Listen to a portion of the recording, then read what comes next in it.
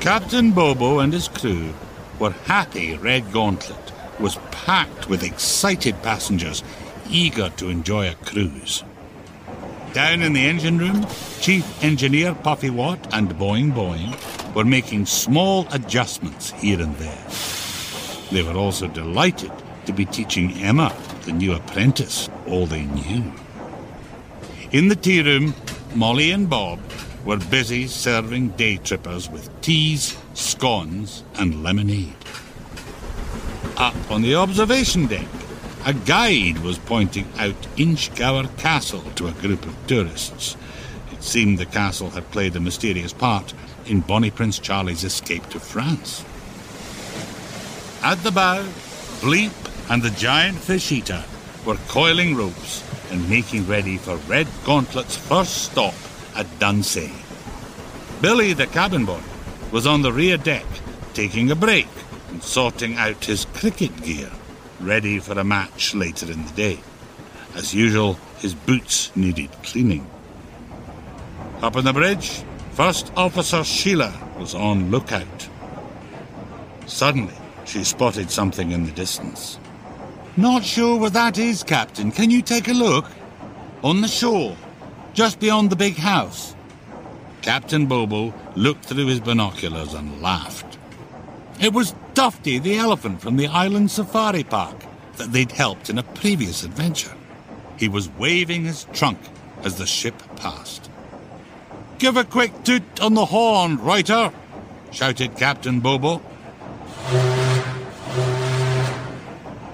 The captain turned to Sheila. "I wonder if Tufty still likes bananas." "Perhaps we need to go and see," replied Sheila. "What do you think, Salty?"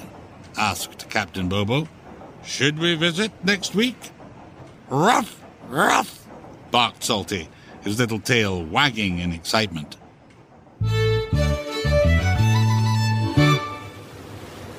As it happened, Red Gauntlet wasn't the only ship heading for Dunsey that day. Thistle, a little ferry boat, was racing to be first. On board the Thistle, the captain, known as Basher, turned to Mike, the sailor, and gave him an order. "Full speed ahead, Mike. If we're to continue to carry parcels for the post office, we need to beat Red Gauntlet to the pier." 2 minutes later, Mike turned to Basher. "Captain, there's no way we can beat Red Gauntlet. She's too fast and already round the marker buoy, heading for the pier." On Red Gauntlet, Sheila couldn't believe what she was seeing. "Look starboard, Captain," she called out. "The Thistle! It's too close to the Bannock Rocks." Captain Bobo scanned the scene in detail. "Oh, you're right, Sheila. They're taking a shortcut through the Bannocks." "Unbelievable." "That captain should know there are dangerous rocks right below the surface." "Reuter, sound a warning," Captain Bobo ordered briskly. Reuter pulled on the horn to give out one very long warning blast. Captain Bobo also tried the radio. "Attention! Come in, Thistle. This is Red Gauntlet. You are heading straight for the Bannock Rocks. Strongly advise you change course immediately." But it was too late. There was a loud bang, followed by a grinding noise. And then the Thistle lurched over to one side and came to a juddering halt. It was on the Bannock Rocks and stuck fast. On board the Thistle, things were not going well. "Water's flooding in, Captain," Mike called out from the cabin. "Ah!" wailed Basher. "Get the passengers to put on their life jackets. We might have to abandon ship." On seeing the wreck, Captain Bobo snapped into action. "Sheila, they need our help. I'll try to move in close. Take 2 sailors and some ropes up to the bow and be ready to throw them a line." 20 degrees to starboard and half speed, Bleep, said Captain Bobo calmly as he checked his charts. 200 metres out, the captain reduced the speed to slow and picked up the speaking tube. "Now, Puffy," he said, "if we are to rescue them and not end up on the rocks ourselves, we must edge forward very, very slowly." "Understood, Captain," replied the chief engineer. Puffy Watts slowed the engines right down. Instead of their usual loud throbbing, they began to make a gentle, rhythmic whoosh, whoosh. With the engines barely turning, the two giant paddle wheels delivered just enough power to allow Red Gauntlet to edge forward. Sheila, Reuter, and the giant fish-eater stood by the bow rail, ready to throw the rescue ropes.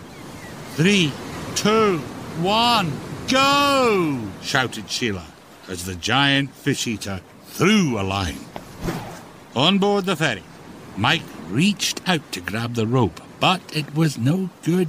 It fell into the water with a splash, and the giant fish-eater quickly pulled it back on board, ready for another try. "Reuter, your turn," commanded Sheila. "On my mark, 3, 2, 1, go!" Again the rope fell short and splashed into the water. Captain Bobo called down to Sheila. "I'm afraid we can't get any closer without hitting the rocks. Hurry, we haven't much time." Just then, Billy, the cabin boy, appeared. "Can I help?" "Thanks, Billy," replied Sheila. "We urgently need to get this rope across to the thistle." Thought Billy. "I have an idea," and ran off. A few seconds later, he reappeared with a cricket ball, his bat, and a big ball of string. "So," he said, demonstrating, "if we tie one end of the string around the cricket ball and the other to the heavy rope, then I'll whack it over. It should be easy enough for me to reach the ferry." So that is what they did. Sheila bowled, Billy hit a perfect shot, and the ball, with the string still attached, sailed up into the air and landed with a loud smack right in the middle of the stricken boat. Grabbing the string, Mike and Basher were able to pull the heavy rope on board and then fastened it to a capstan. Captain Bobo called down to the engine room. "Puffy, I'm going to try to pull the thistle off the rocks with the next big wave. Stand by for my order." There was a pause as the captain judged the precise moment to give his order. "Now, Puffy, now! Pull astern!"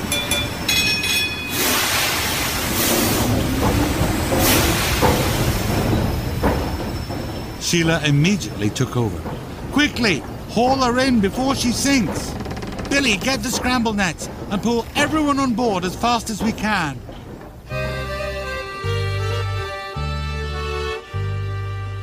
Safely on board, Basher looked back at his damaged boat.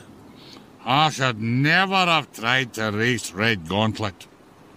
"The important thing is that you're all safe," Sheila replied sympathetically.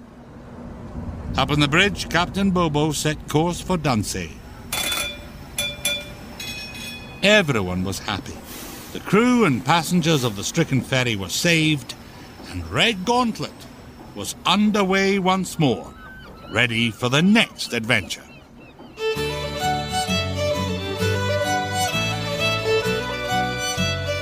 This is a Bell Media production, narrated by John Sessions, supported by the Audio Content Fund.